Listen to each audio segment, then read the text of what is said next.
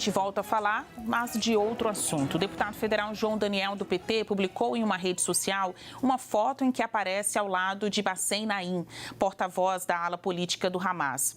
Naim já ocupou cargos do governo palestino, comandando o Ministério da Saúde e dos Esportes. Na legenda da publicação, o parlamentar brasileiro escreveu, abre aspas, Israel comete atrocidades contra a Palestina e o conflito é uma guerra injusta. Fecha aspas. A foto foi tirada na primeira conferência global anti-apartheid pela Palestina, realizada na África do Sul. Segundo os organizadores, o evento recebeu mais de 250 ativistas de dezenas de países.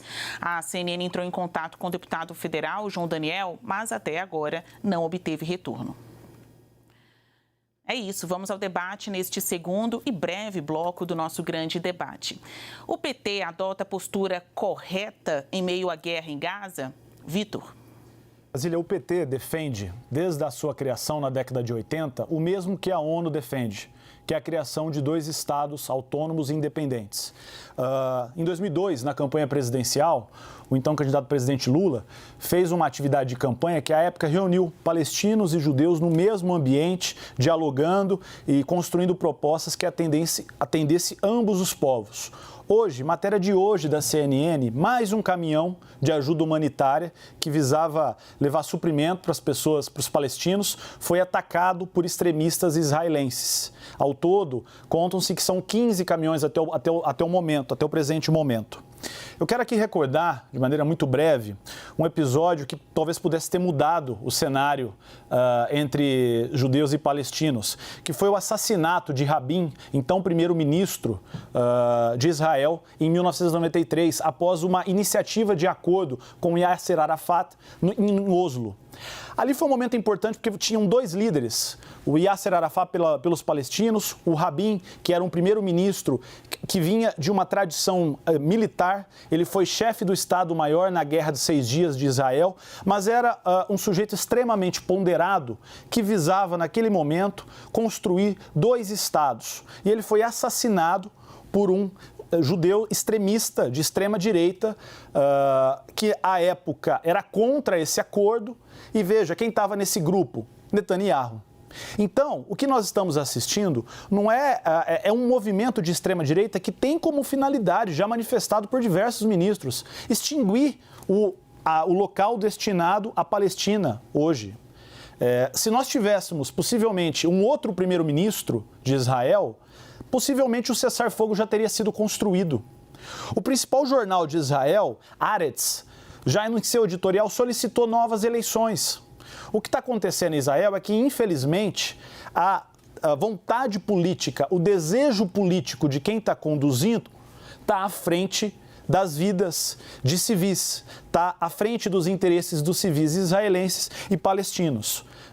Deve-se buscar o exemplo que foi tentado em 93 de acordo de paz e na construção de 2 estados que sejam democráticos, que sejam de direita ou de esquerda, mas que não fomentem a agressão, não fomentem o extermínio ou a carnificina, como o Vaticano denominou o que está acontecendo hoje em Israel. Coppola, a mesma pergunta para você. O PT adota a postura correta em meio à guerra em Gaza? Olha, a única coisa que presta na nota que foi lida no enunciado é o fato de descrever esse conflito como uma guerra injusta, e ela é injusta mesmo. É uma guerra entre uma democracia parlamentar e uma organização terrorista, genocida, supremacista, antissemita, certo? Que prega a extinção do Estado de Israel. Vamos lembrar que essa foto do petista ao lado do representante do Hamas, ela vem na esteira de outros fatos que não podem ser afastados do debate público. Por exemplo, a celebração que o Hamas fez com a eleição do senhor Lula da Silva. Posteriormente, a divulgação pelo Hamas, da pior manifestação do presidente brasileiro a esse respeito, quando comparou a situação de Gaza com o Holocausto que vitimou 6 milhões de judeus. Então, endossar o Hamas não é estranho ao PT, embora não possa ser considerado uma atitude normal. Sobre a solução de 2 estados, eu queria só lembrar ao nosso telespectador que ela foi proposta em 1936, em 1947, em 1967, em 2000 em Camp David, eu não estou nem incluindo as negociações de 93, e em 2008. Nessas 5 ocasiões históricas, Israel aceitou a solução. Quem que não aceitou? Os radicais islâmicos, fundamentalistas, genocidas, antissemitas do Hamas. E, por sinal, as últimas eleições no território palestino da faixa de Gaza se deram em 2006. O Hamas vive, aquela região vive sob ditadura. O Hamas exterminou a sua competição política, perseguiu seus opositores.